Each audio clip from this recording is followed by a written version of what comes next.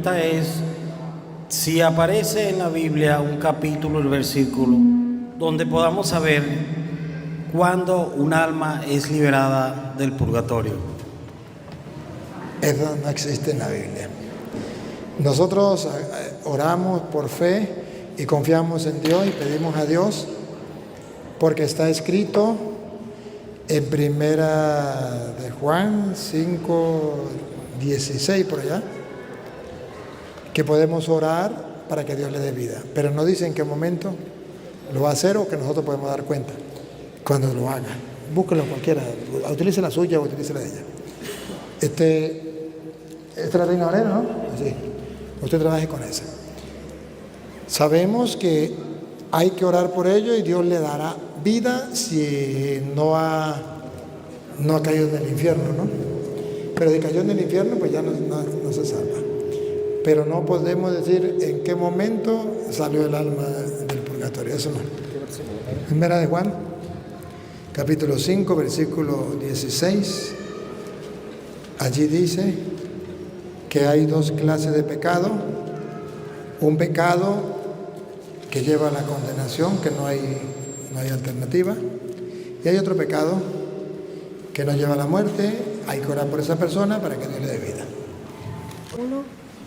Si alguno viere a su hermano cometer pecado que no sea de muerte, pedirá y Dios le dará vida. Si ha cometido un pecado que no sea de muerte, puede pedir y Dios le dará vida. ¿En qué momento? No sabemos.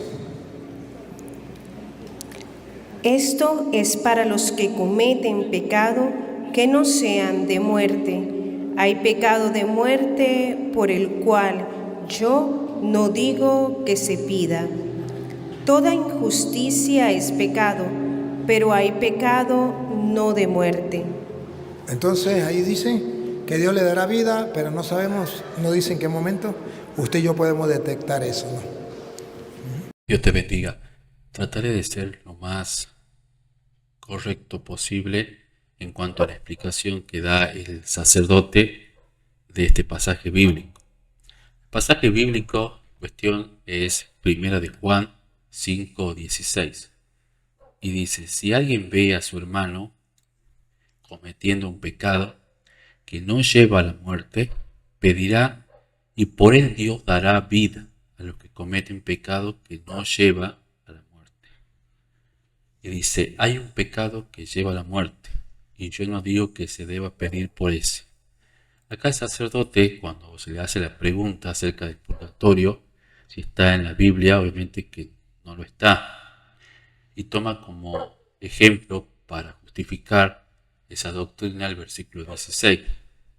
Y habla de que uno puede pedir a Dios por una persona que está en el purgatorio siempre y cuando el pecado que haya cometido esa persona no es un pecado de muerte. Si es un pecado que no lleva a la muerte, de acá la clasificación que hace la Iglesia Católica, diciendo que hay pecados mortales y pecados que son veniales.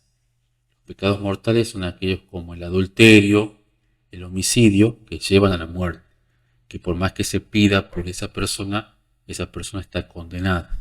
Y los pecados veniales son aquellos pecados que no son de tanta importancia, de tal manera que sí pueden ser perdonados por medio de la intercesión o la petición de un católico hacia Dios.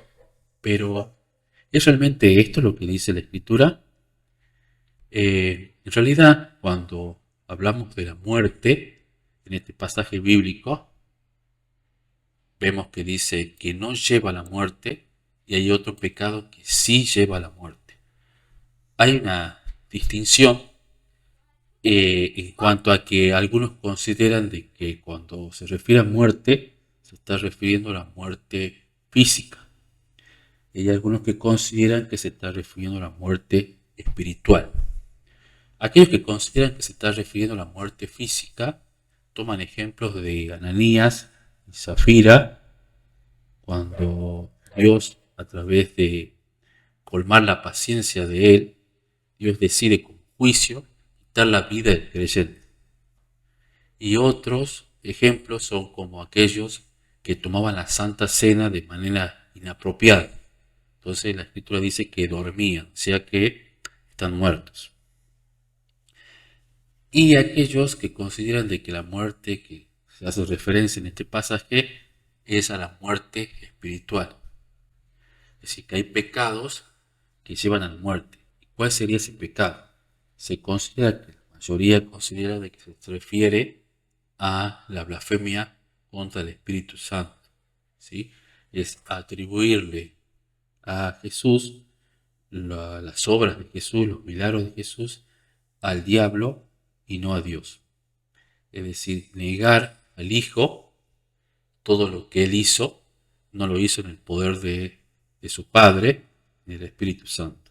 Entonces es una blasfemia contra el Espíritu Santo.